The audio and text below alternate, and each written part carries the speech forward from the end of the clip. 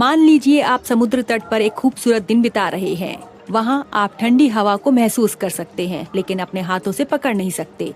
और जब समुद्र के पानी को पकड़ते हैं तो वो भी हाथों से फिसल जाता है।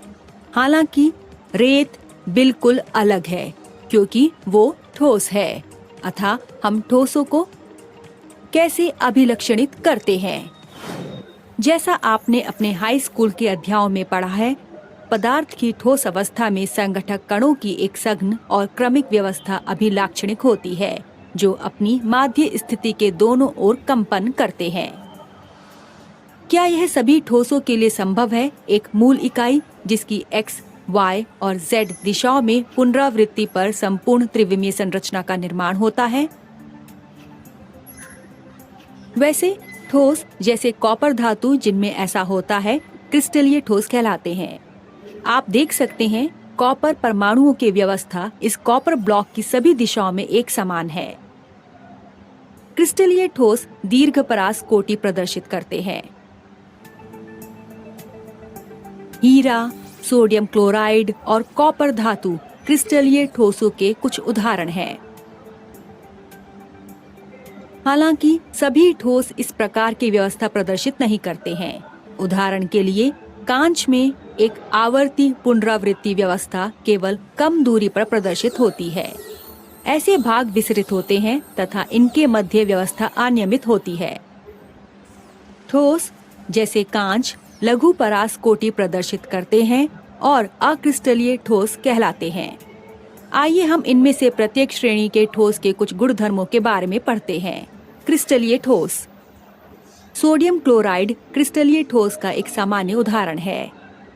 सोडियम क्लोराइड के नमूने को आणविक स्तर पर देखें।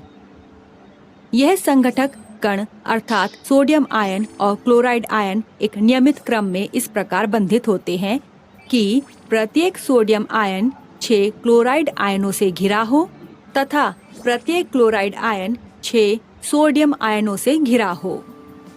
एक क्रिस्टलीय ठोस की सबसे छोटी इकाई एकक कोष्ठिका कहलाती है। इन एकक कोष्ठिकाओं की सभी दिशाओं में पुनरावृत्ति द्वारा क्रिस्टल की संपूर्ण संरचना का निर्माण होता है। आइए अब सोडियम क्लोराइड को गर्म करते हैं। संघटक कण इस ऊष्मा को अवशोषित करके तेजी से कंपन करना प्रारंभ कर देते हैं। समान सामर्थ्य के कारण संघटक सोडियम और क्लोराइड के मध्य निर्मित बंध उसी समय टूट जाता है और संपूर्ण ठोस एक बार में पिघल जाता है। दूसरे शब्दों में क्रिस्टलीय ठोसों का गलनांक बहुत अधिक होता है। इन्हें ग्राफ के माध्यम से भी दर्शाते हैं।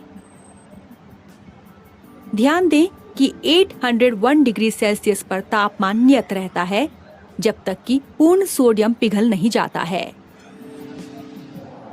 क्रिस्टलीय ठोस विषमदैशिक प्रकृति के होते हैं। यदि एक पदार्थ में प्रकाशिक, यांत्रिक और विद्युतीय गुणधर्म भिन्न दिशाओं में भिन्न होते हैं तो पदार्थ को विषमदैशिक कहते हैं। सही समझने के लिए आइए हम कैल्साइट क्रिस्टल के प्रकाशिक गुणधर्म के बारे में पढ़ते हैं। एक कैल्साइट क्रिस्टल में अपवर्तनांक के भिन्न मान होते हैं जो कि भिन्न दिशाओं के साथ 1.4 और 1.6 होते हैं। प्रायोगिक रूप से दर्शाया गया है कि इस क्रिस्टल में यांत्रिक और वैद्युतीय गुणधर्मों के मान भी भिन्न दिशाओं में भिन्न होते हैं।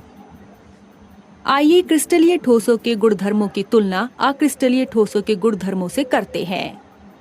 अक्रिस्टलीय ठोस।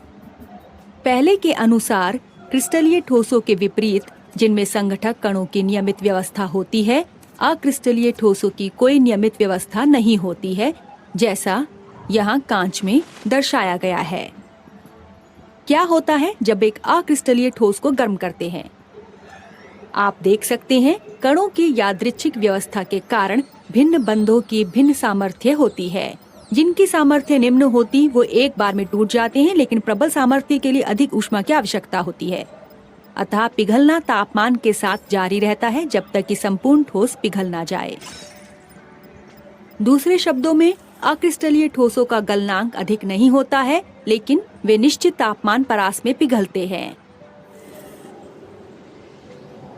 अक्रिस्टलीय समदैशिक प्रकृति के होते हैं।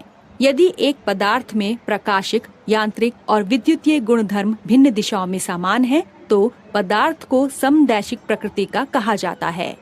क्रिस्टलीय ठोसों के विपरीत जो विषमदैशिक होते हैं, अक्रिस्टलीय ठोस प्रकृति में समदैशिक होते हैं।